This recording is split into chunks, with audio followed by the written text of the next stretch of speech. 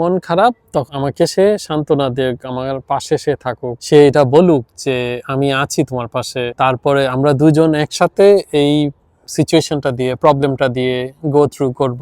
একজন আরেকজনের প্রতি ভরসা, যেখানে বন্ডিং, যে ব্যাপারটা, বন্ডিংটা সৃষ্টি হয় এখান থেকেই। তো অনেক সময় দেখা যাচ্ছে ব্রেন সিস্টেমের একজন আছে শারীরিক আকর্ষণে, আর একজন আছে বন্ডিং ডেভেলপ করায়, তখন হয়ে যায় প্রবলেম। তো আমরা যখন বুঝবো আমাদের ব্রেন ফাংশন কিভাবে কাজ করে অ্যাবাউট ভালোবাসা, তখন আমরা জানবো যে কে কোন স্টেজে আছে, এবং একজন আরেকজনের প্রতি একটু কাইন্ড, একটু নমনীয় থাকার চেষ্টা করব, একটু সহনশীল থাকার চেষ্টা করব।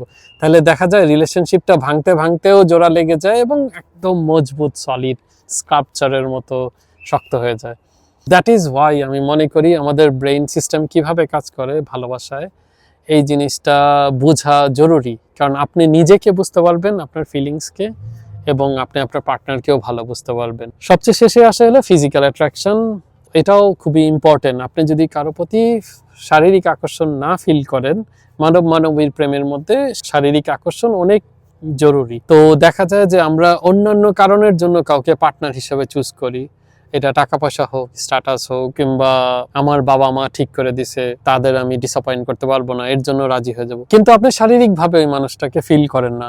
এতে করে কি হবে যে বিয়ের পরে আপনি হ্যাপি থাকবেন না, আপনার শারীরিক সম্পর্কের জায়গাটা একটা অপূর্ণতা থাকবে। আপনি তখন করবেন হলো ফেসবুকে, হোয়াটসঅ্যাপে চ্যাট অন্য মানুষের সাথে, পরকীয়া প্রীতি, ডিসস্যাটিসফ্যাকশন রিলেশনশিপে, এই জিনিসগুলো স্টার্ট হয়ে যায় ওইখান থেকে।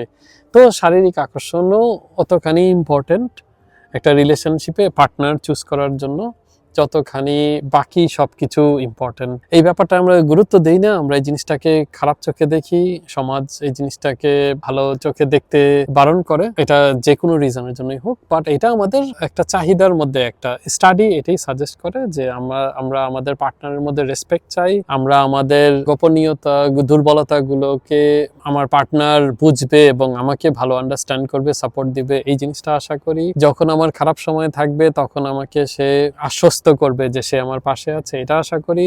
আমার ওর সাথে থাকা, ওর সাথে সময় কাটানো আনন্দদায়ক হবে, এটা আশা করি। এবং আমরা যাতে শারীরিকভাবেও অ্যাট্রাকশন ফিল করি একজন আরেকজনের প্রতি। তো এই জিনিসগুলোই মোটামুটি এই স্টাডির রেজাল্ট ছিল।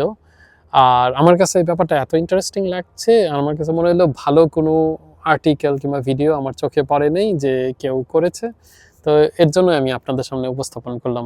নিজেকে জানুন, নিজের ইমোশনকে বুঝুন, আপনার পার্টনারকেও বুঝুন। এতে আপনাদের যে বন্ডিংটা হবে, রিলেশনশিপের স্টেবিলিটিটা আসবে, কমফোর্টটা আসবে, আস্থাটা আসবে, সেটার তুলনা অন্য কিছু দিয়ে হয় না।